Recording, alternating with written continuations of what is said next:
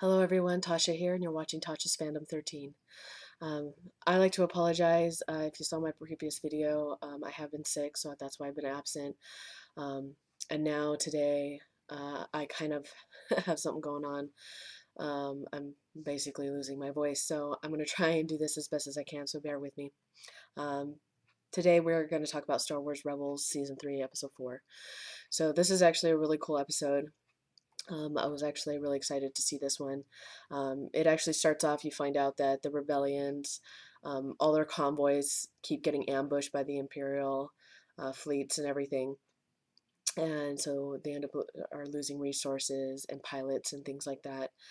And luckily, they end up hearing word that there are some defectors at the Empire's elite flight academy, and so they end up sending Sabine undercover to find those defectors and to get them out safely. During this time, she actually meets Wedge Antilles. So he and a few others, um, they're the ones that actually want to defect, and they're trying to figure out a way to do so. So Sabine actually tells them, "Hey, I can get you out. Just trust me." Um, so that they can get out.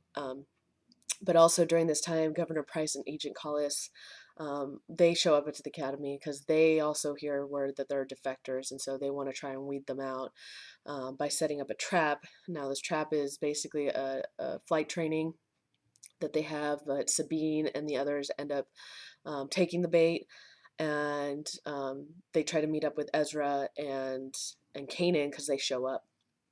But because they were able to figure out who the defectors were, they basically sabotaged the fighters that they were flying, and so they weren't able to get away. Being caught, Price tries to interrogate Sabine to get more information on the rebellion, but luckily she was able to escape by knocking her out. She ended up freed Wedge and Hobby, and so but before they leave, they run into Collis, and he lets them go just because there was a debt that needed to be repaid to Zeb. So he told him to just let Zeb know that the debt has been repaid. Um, has been paid, basically, and so that they end up going. So they steal a TIE bomber, and they're able to escape, and they meet up with Kanan and Ezra.